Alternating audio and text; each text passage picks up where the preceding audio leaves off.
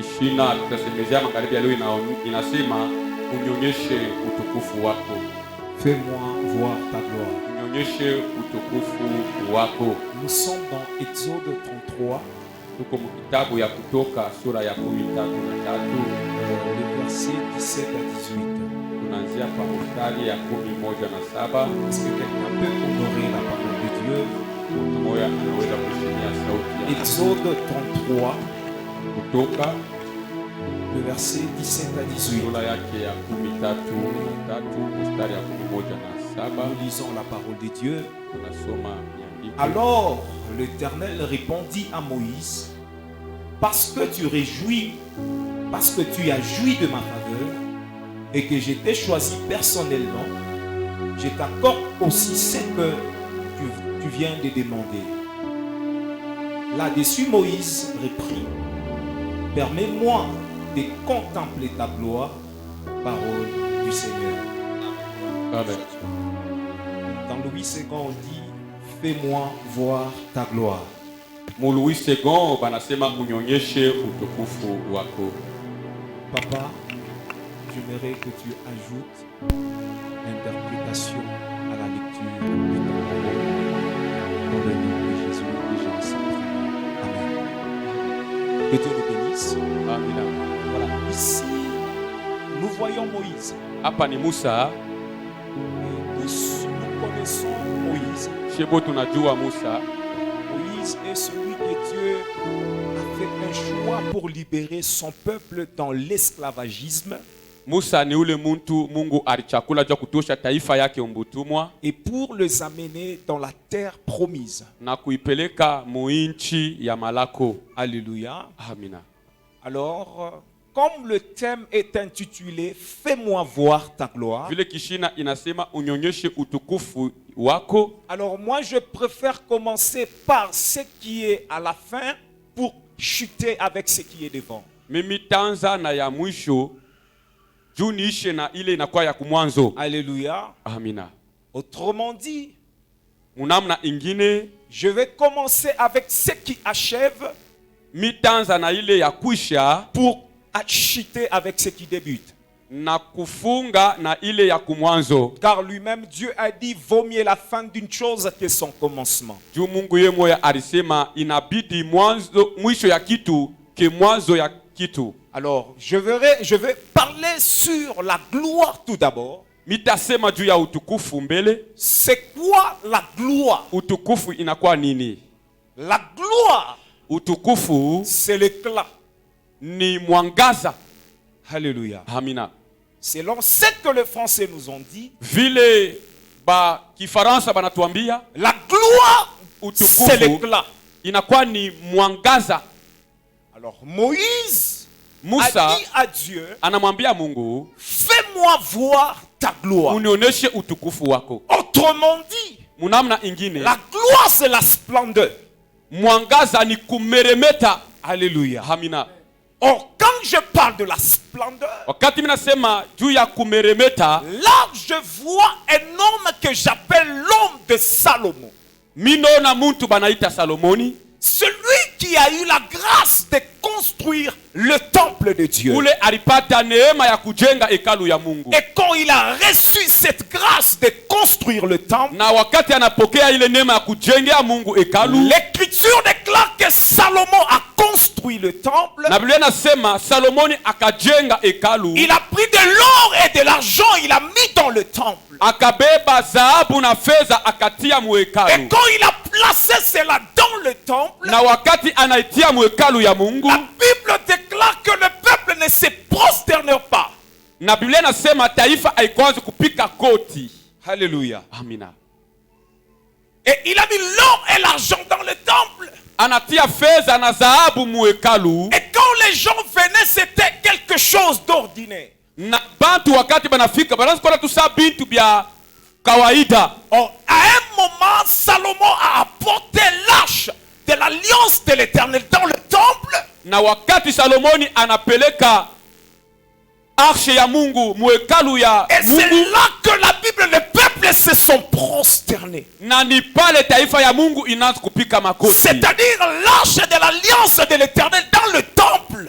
Ni kusema sanduku ya agano ya Mungu muhekalu. C'est ça même la gloire. Ilikuwa ni kionyesho ya utukufu. Alléluia. Amen. Alléluia.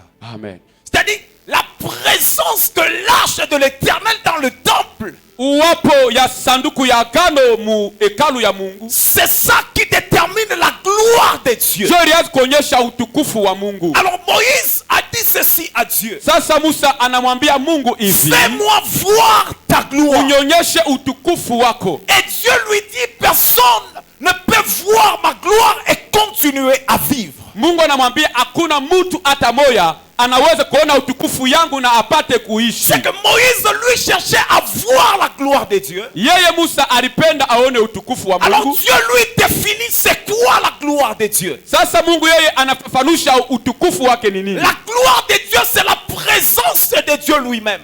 Utukufu wa Mungu inakuwa ni uwapo ya Mungu peke yake. Et c'est comme ça que Dieu a dit, personne ne peut voir ma gloire et continuer à vivre. Na njoo pale wa milele Mungu akasema hakuna mtu anaweza kuona utukufu yangu na aendelee kuishi.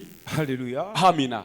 Alléluia. Amina. Est-ce que quelqu'un ensemble avec moi? Mtu mmoja eko pamoja nasi. Est-ce que quelqu'un ensemble avec moi? Mtu mmoja eko pamoja nasi. Alors ici Moïse cherchait à avoir la gloire de Dieu. Hapa Musa anatafuta aone utukufu wa Mungu. C'est quoi la gloire de Dieu? Ni nini utukufu wa Mungu? Un jour j'ai lu la Bible. Siku moja mimi nasoma Biblia. Dans 1 Corinthiens 11. Mkitabu ya Wakorinto 11:1. C'est l'homme de Paul qui explique c'est quoi la gloire de Dieu. Ni Paulo anafafanusha utukufu ya Mungu ni nini. Qu'est-ce que Paul dit? Paulo anasema nini? Paul dit ceci. Paulo anasema hivi. L'homme Mtu est la gloire de Dieu. ni utukufu wa Mungu. Mais quant à la femme, Lakini mwanamke, la femme c'est la gloire de l'homme. mwanamke anakuwa utukufu wa Bwana. C'est-à-dire Paul a interprété ce que Moïse a demandé. Paulo alisema ile Musa alianza kulomba.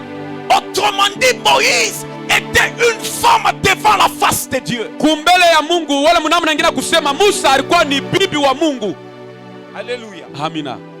La Bible déclare, Biblia nasema Moïse a dit à Dieu, Musa anamwambia Mungu, fais-moi voir ta gloire. unionyeshe utukufu Mais wako. Paul vient expliquer. Sasa Paulo anafafanusha. Pendant que j'étais en train de marcher dans la bourse des Écritures, c'est Paul qui m'explique ce que Moïse a demandé. Paulo eko naniambia bile Musa alilomba. Paul a dit ceci. Paulo anasema hivi. La gloire, l'homme c'est la gloire de Dieu. Mtu anakuwa utukufu wa Mungu. C'est-à-dire quand je parle de l'homme ici, c'est l'homme en tant que nous hommes physiquement ici. Wakati nasema mtu, ninasema ni mtu paka hivi unaniona. Alléluia. Na mwili. À la différence de la femme. Muachanisho ya mwanamke. Alors la Bible dit, Paul a dit, l'homme c'est la gloire de Dieu. Biblia inasema mtu ni utukufu wa Mungu. Et la femme c'est la gloire de l'homme. Na mwanamke ni utukufu wa Bwana. Moïse a dit, fais-moi voir ta gloire. Sasa Musa anasema Mungu nionyeshe utukufu Quand wako. je regarde Moïse, je comprends que c'était une femme. Wakati namwangalia Musa mimi naona akuwa mwanamke. Cette femme qui désirait avoir la gloire. Mwanamke wa kutafuta utukufu. Parce que lorsqu'un homme se présente dans la vie de sa femme, wakati Bwana anasimama kumbele ya mwanamke, c'est que cette femme rencontre sa gloire. Ule mwanamke anakutana utukufu wake. Voilà pourquoi j'ai toujours dit, les mamans doivent beaucoup respecter les hommes parce que c'est la gloire. Jo kwa maana mimi nasemaka badada wanapaswa kuheshimia babwana juu ndio utukufu wao. Alléluia. Amina. La Bible déclare, Biblia inasema l'homme est la gloire de Dieu. Mtu ni utukufu wa Mungu. Et la femme est la gloire de l'homme. Na mwanamke anakuwa utukufu wa Bwana. Ici, je regarde et je comprends que Moïse, c'était une femme qui cherchait à voir la gloire de Dieu. Hapa mimi naona kusema Musa alikuwa ni mke anatafuta kuona utukufu wa Mungu. C'est-à-dire, ni kusema tout ce qui était devant Moïse, yote ilikuwa kumbele ya Musa, jusqu'à Moïse, mpaka mbele ya Musa, et après Moïse, na kisha Musa, toutes ces personnes ce sont des femmes. Bale bantu bote balikuwa ni banamuke. Et maintenant, si c'était des femmes, kama balikuwa banamuke, qui est celui qu'on appelle homme? Sasa sasa ni nani banaita mume? L'autre, c'était celui que Moïse demandait de voir sa gloire. Mume ni ule ule Musa raz kulomba aone utukufu Et wake. cet homme a traversé des générations. Na huyu mtu alitambuka bizazi kwa Et quand bizazi. cet homme a pris le corps humain, Na ule mtu wakati anabeba mwili, c'est là que cet homme a pris la décision d'entrer dans la vie de Marie. na njo pale alichukua mpango wa kuingia mu maisha ya Et Maria. quand il est entré dans la vie de Marie, Na wakati anaingia maisha ya Maria, Marie a rencontré toute la gloire de Dieu. Maria aliona utukufu wa Mungu. Et Marie a donné naissance à la gloire de Dieu. Na Maria anatoa uzao kwa Et utukufu cette wa gloire Mungu. que je te parle, que Moïse demandait, Na ile utukufu nasemezea ile Musa alilomba, c'était Jésus-Christ de Nazareth. ilikuwa ni Yesu Kristo wa C'est-à-dire Nazareti. que l'homme, c'est Jésus-Christ. Mtu ni Yesu Kristo wa Nazareti. Le reste, ce sont des femmes. Na yote kubakia na kwa C'est duni wake. pourquoi moi j'ai toujours dit, Soko mimi semaka tu. la Bible telle que vous la voyez, Biblia vile munaiona c'est un livre du mariage ni kitabu ya ndoa. qui veut simplement dire, Inapenda kusema l'homme quittera son père et sa mère mtu atatoka baba na mama et puis yake s'attachera à sa femme. na kambatana na bibi yake. Pour dire quoi? Jua kusema nini? Jésus, en tant que la gloire, Yesu vile utukufu il laisse son trône élevé, anata kichwa yake ya il descend enzi, sur la terre anashuka pa dunia, en train de chercher sa femme. yeye anatafuta bibi. Et la femme, c'est qui? Na bibi ni nani? La femme, c'est moi et toi. Bibi ni wewe na mie.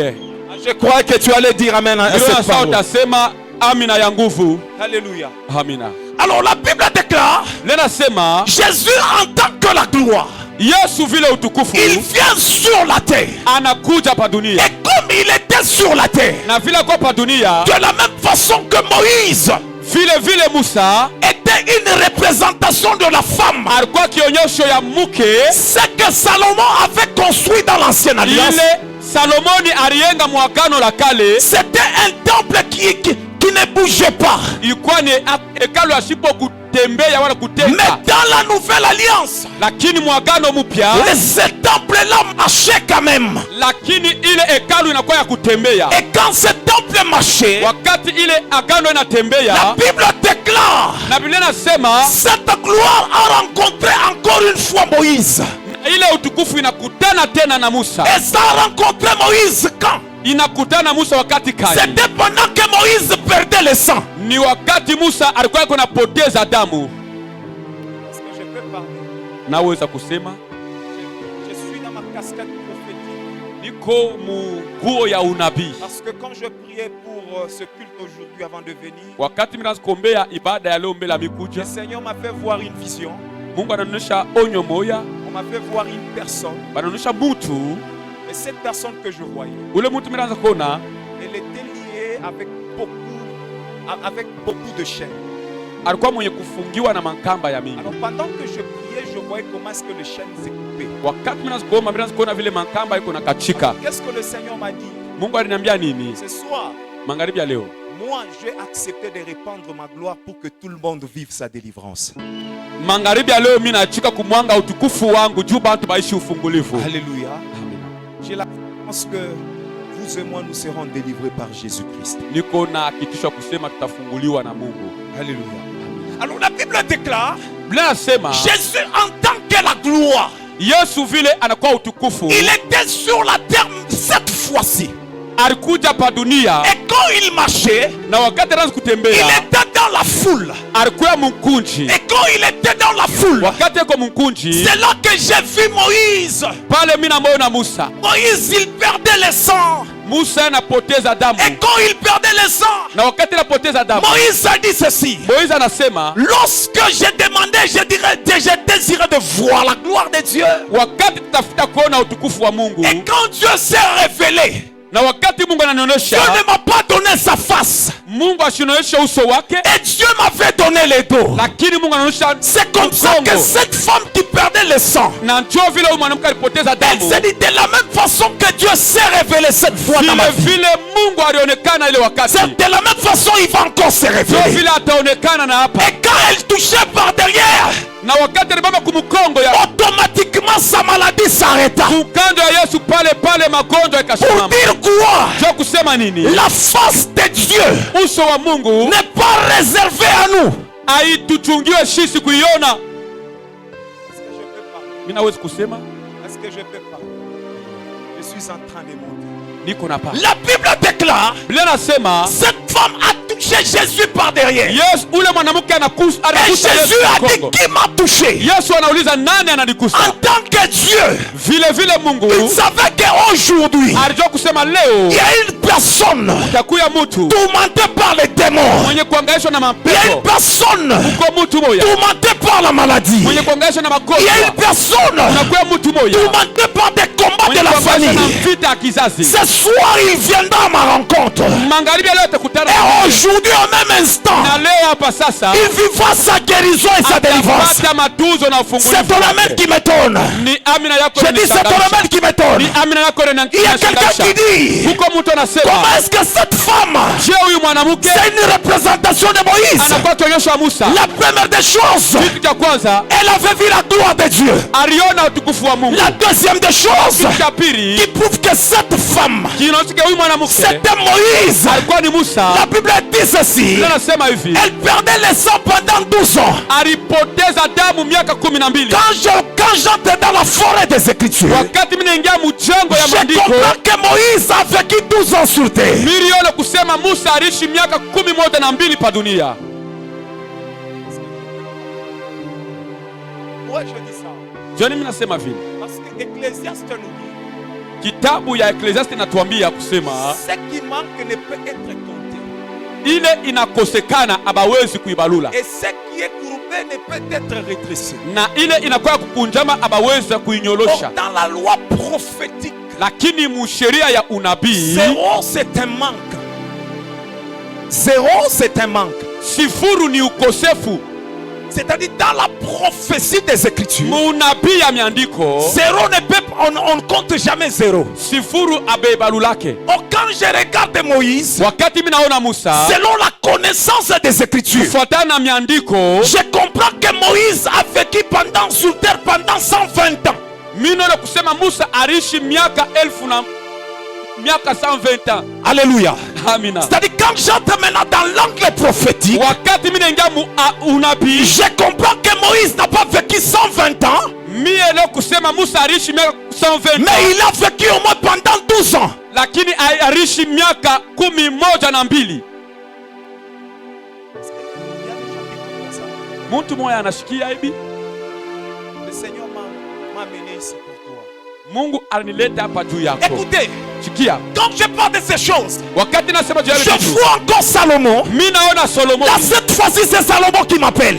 Hapa ni Salomon yuko na simu. Je lui pose, Salomon, qu'est-ce que tu veux? Namuuliza unatafuta nini? Salomon me dit ceci. Salomon ananiambia Je kusema, t'entends parler de la gloire de Dieu. na kusikia uko nasema juu ya Est-ce que utukufu. tu comprends la gloire de Dieu? Unaelewa utukufu wa Mungu? Je lui ai dit, explique-moi c'est quoi. Uniambie ni nini? Salomon me dit ceci. Salomon ananiambia La hivi, gloire de Dieu. utukufu wa Mungu. Dans Proverbe, il dit ceci. Mkitabu ya Mezali La nasema gloire de Dieu utukufu wa Mungu est celui de cacher les choses. inakuya ni ya kufuchika vitu, Mais la gloire du roi lakini utukufu est wa celui de mfalme sonder les choses. ni ya kutafuta vile vitu. Pourquoi Dieu dans sa gloire, Juu ya nini Mungu muutukufu il wake cache les choses? anafuchika vitu? Or, quand je pose la question, Wakati mimi nauliza la gloire que Dieu a cachée, utukufu ile Mungu Dieu alifuchika, nous a caché 2 personnes dans sa gloire. inatufuchika bantu mbili.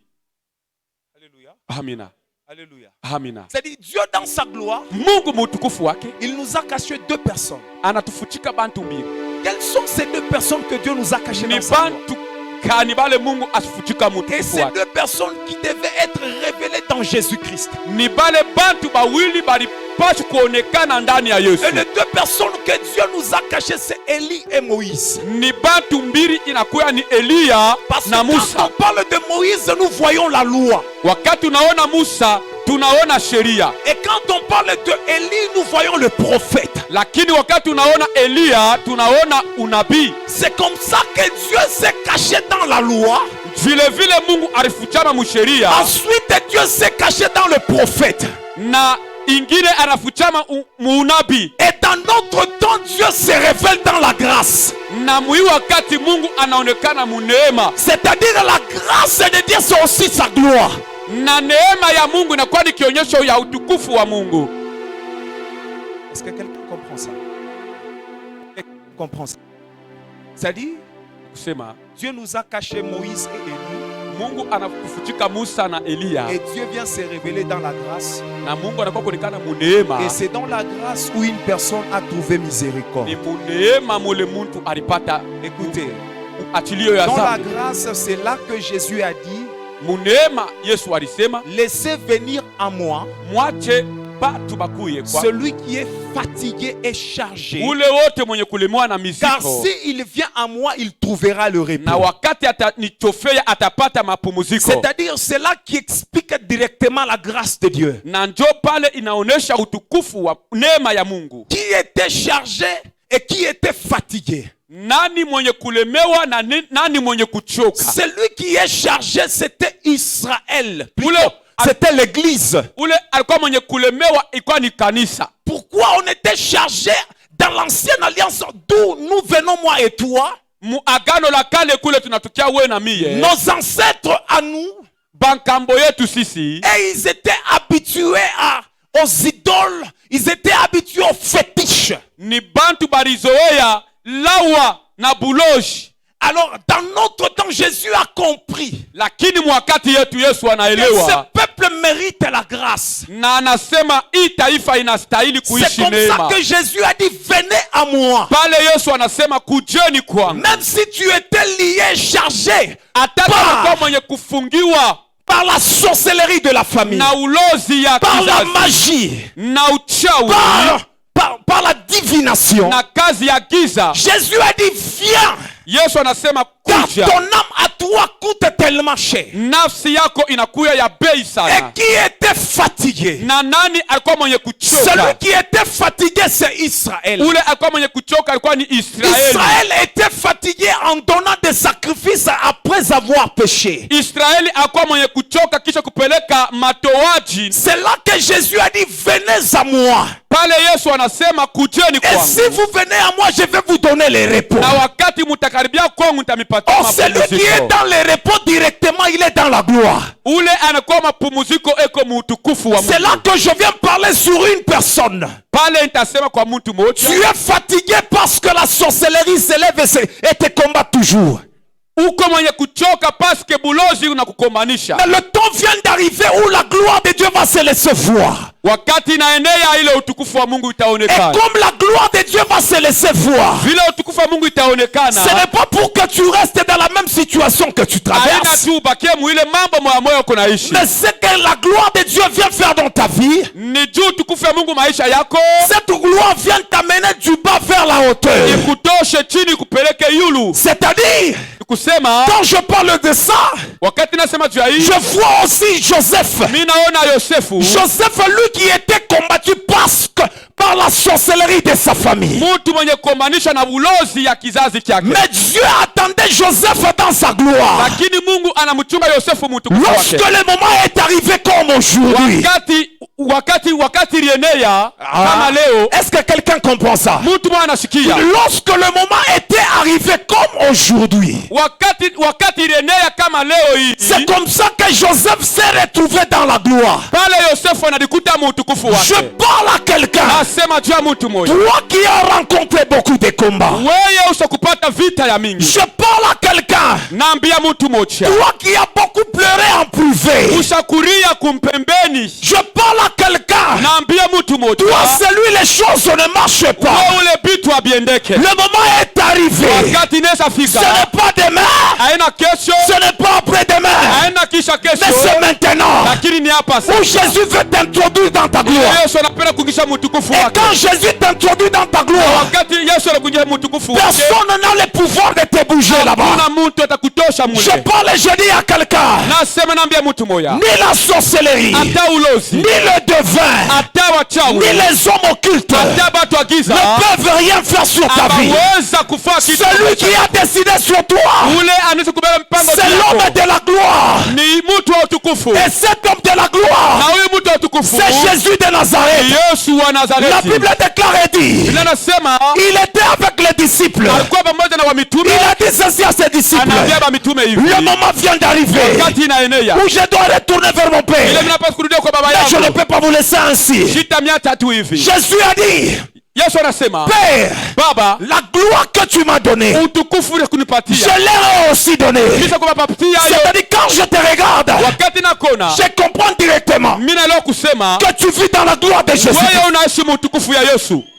Yes. Ayak, je crois que quelqu'un va dire Amen. Noso utasema amina. Je crois que quelqu'un va dire Amen. Noso utasema amina. Écoute, quand je te regarde, Wakati na kuangalia je vois la gloire de Dieu qui rayonne sur toi. ninaona utukufu inameremeta pa maisha Il y a yako. des gens qui ne comprennent Kwa pas. watu wabashikie. La Bible déclare, Ile nasema lorsque l'arche de l'alliance de l'Éternel wakati sanduku ya agano ya milele est entrée dans le temple, inaingia mu hekalu, il y a eu la manifestation de la gloire de Dieu. utukufu ya Mungu ilionekana. Et les gens se prosternaient. Na watu bana kupika magoti. Bien aimé, dans notre temps, Mwi wakati ce n'est plus encore la construction de l'arche. aina sanduku ya C'est agano. ce que Jésus a dit. Ni ile Yesu alisema Il est avantageux pour moi inabidi de rentrer vers le Père. kwangu kurudia kwa Mais ce kwa que Baba. je dois faire pour vous, Lakini ile itafanya tu je yangu. répandrai de mon esprit. Nitamwanga roho wangu. L'esprit du Seigneur dans la vie de l'homme.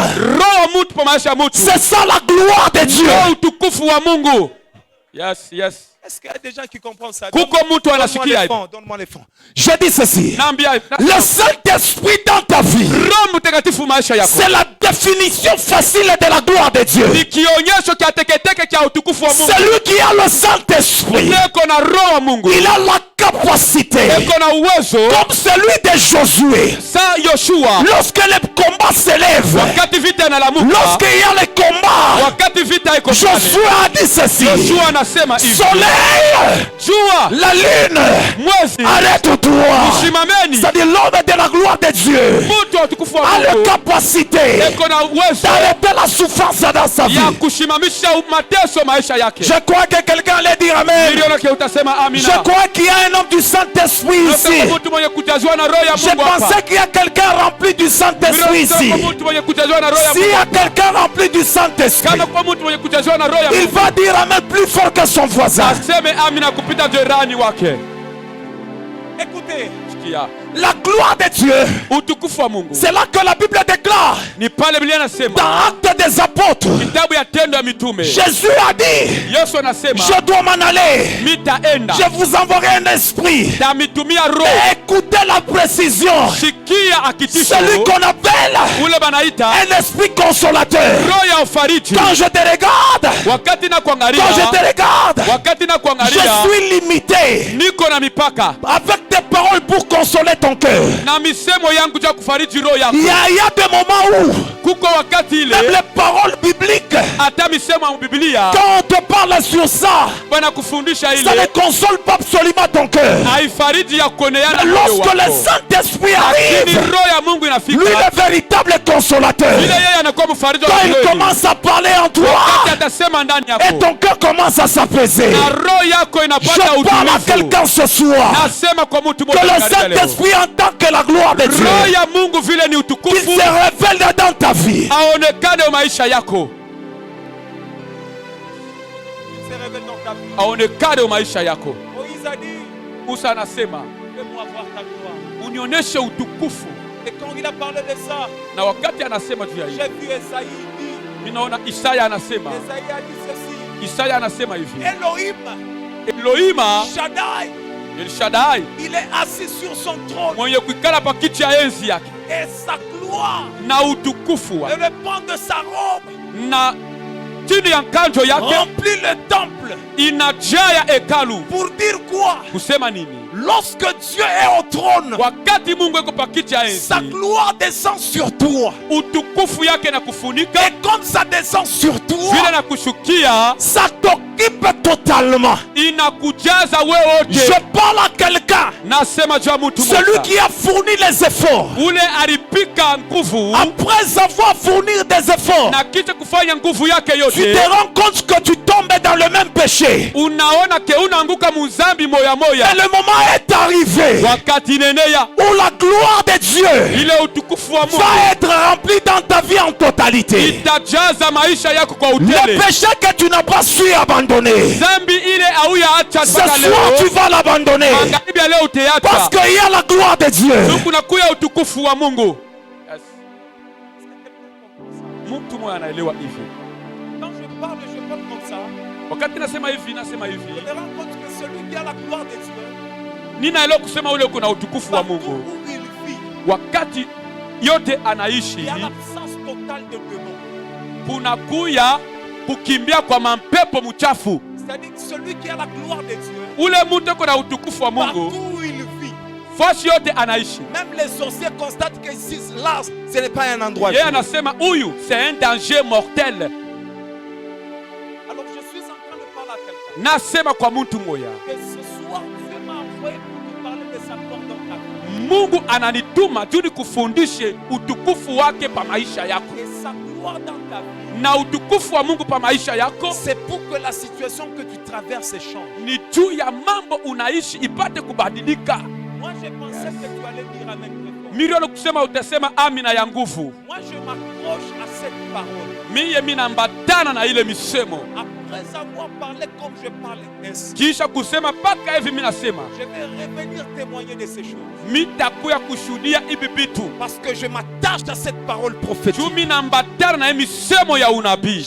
J'ai l'assurance que la gloire de Dieu Niko na akitisho ya kama se utukufu wa répand au Mungu milieu de nous ici. iko na mwangika katikati yetu. Moi, j'ai l'assurance Niko na que la akitisho gloire de Dieu ya kusema utukufu wa Mungu relève des prophètes iko na lamusha banabii qui étaient liés pendant des années. balikuwa benye kufungiwa miaka ya mingi. Je parle à quelqu'un. Naambia mtu moja, La gloire de Dieu utukufu wa Mungu vient relever les héros en ces lieux. iko na lamusha washujaa pa hii fazi. Je pensais que tu comprends ces choses. Mimi naona kusema unaelewa hii mambo. Toi qui ne dis pas Amen, Wewe auseme amina, mais Gédéon dit Amen plus fort que toi. nasema amina kupita wewe. J'ai dit Gédéon dit Amen plus fort que toi. Nasema amina kupita wewe. Parce que dans Juge, la Bible déclare, Kitabu ya Waamuzi Biblia nasema Gédéon cherchait comment est-ce qu'il va traverser cette vie. Gideoni anatafuta je atatambuka ile maisha. Mais lorsque la gloire de Dieu descend sur sa vie,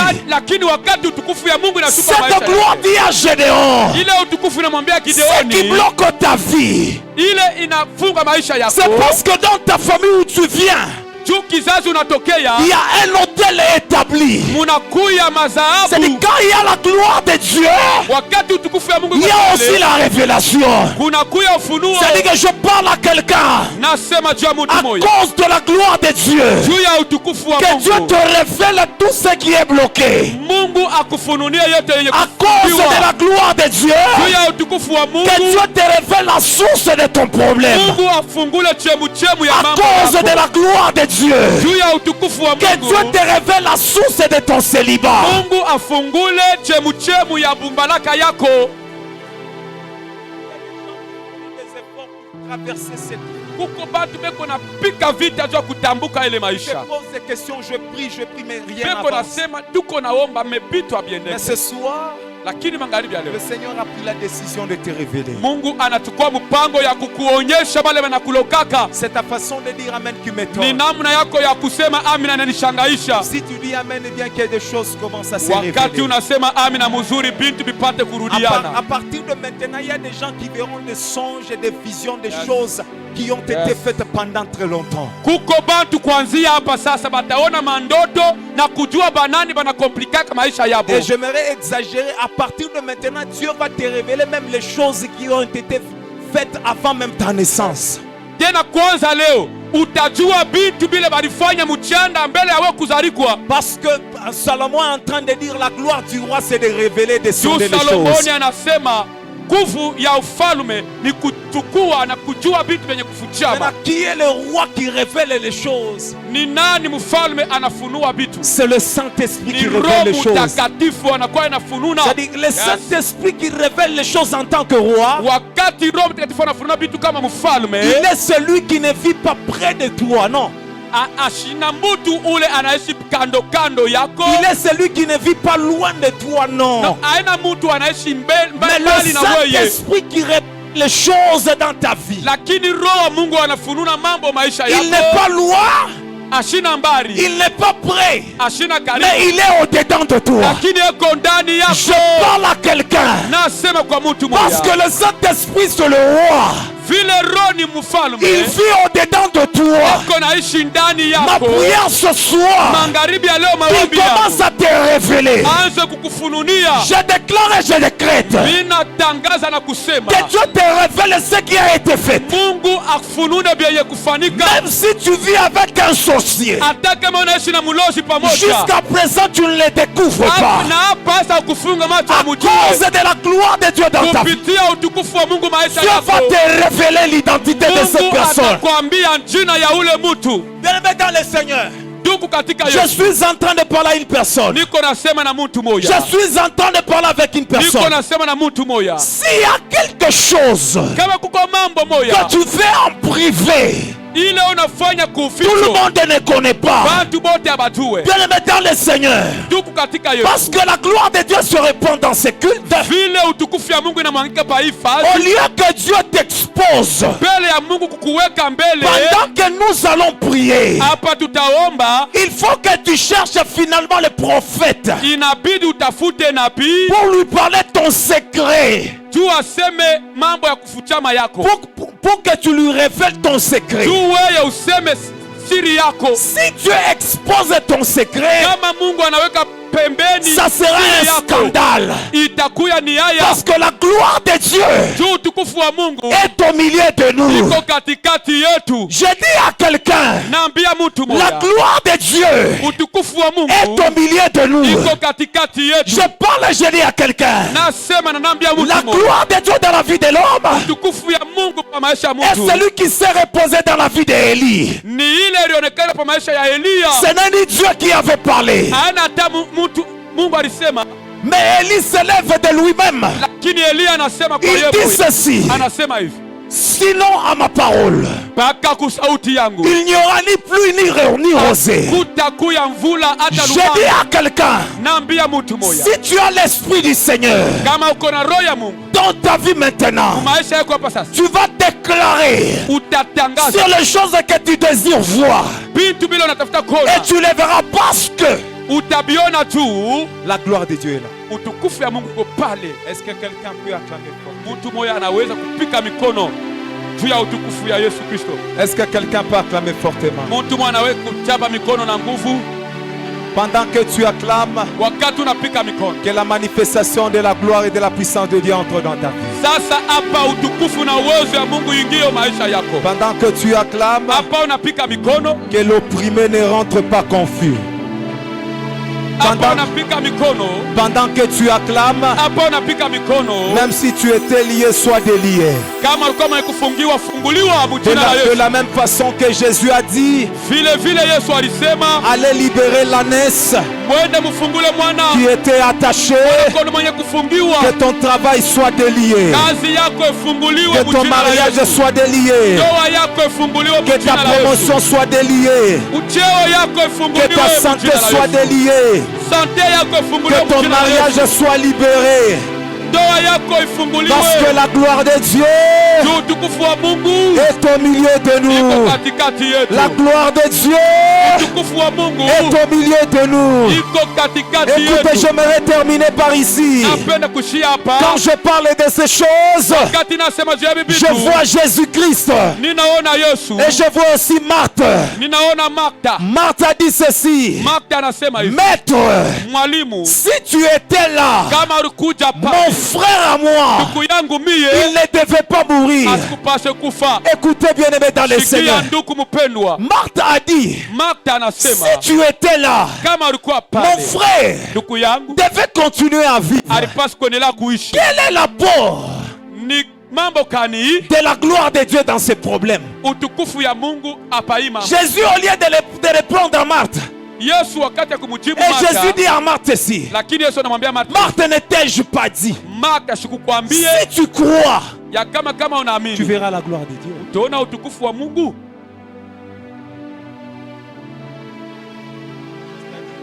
Kusema Pour voir aussi la gloire de Dieu, juu ya kuona utukufu wa Mungu il faut croire. inabidi kuamini.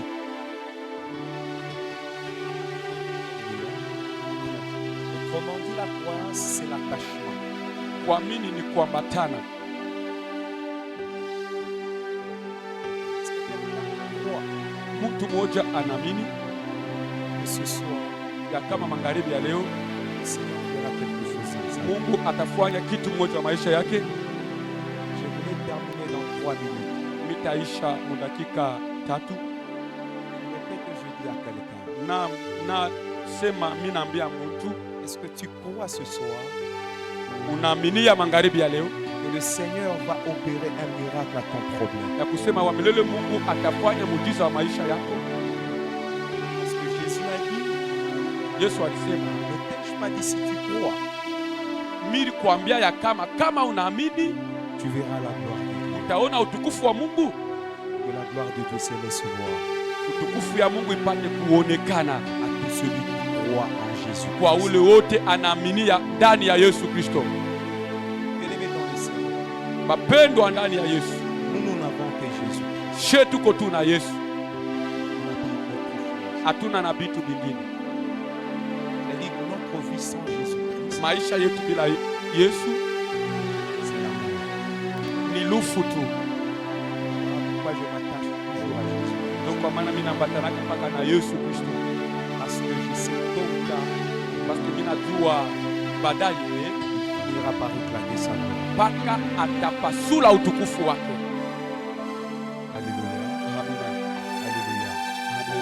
Je suis en train de parler avec un cœur qui se plaint. Niko nasema na moyo ya kuhuzunika. Il se pose des questions, pourquoi ma situation continue? Je, mambo yangu inaendelea tu.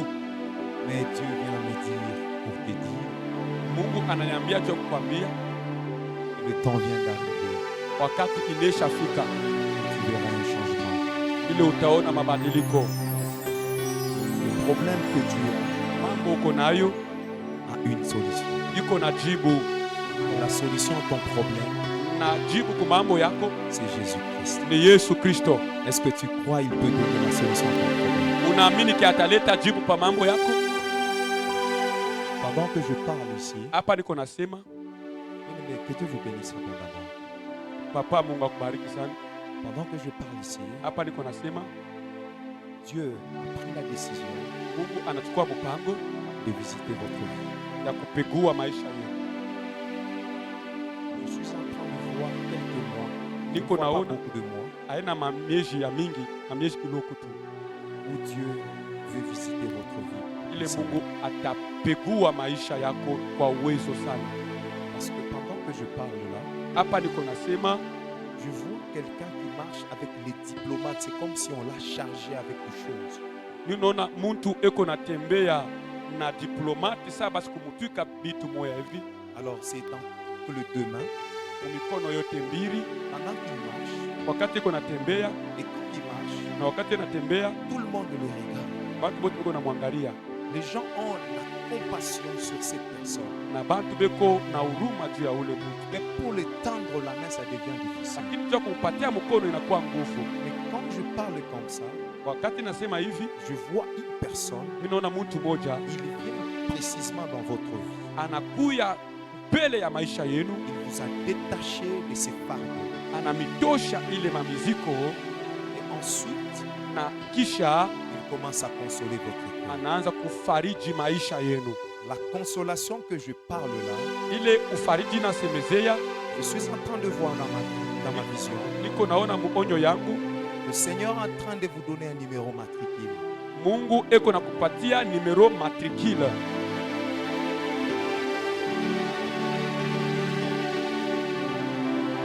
Dieu s'est décidé Mungu anaitika de vous honorer imeshimia avec un bon travail. na kazi ya mzuri.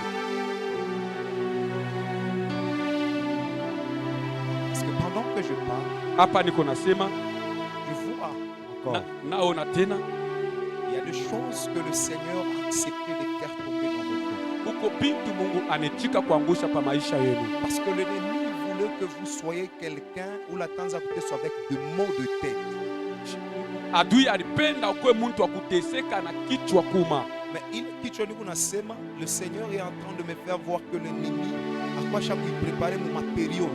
Et la tête, le mot de tête dont je parle, l'ennemi avait préparé ça d'une manière échelonnée. Alors le Seigneur est en train de me dire, Lakini wa milele Mungu ananiambia kusema, le plus grand combat que vous avez rencontré dans la vie vita ya munene mlikutana nayo maisha a une source, une femme. iko na mwanzo mwanamke. Je peux tout parler. Naweza kusema yote.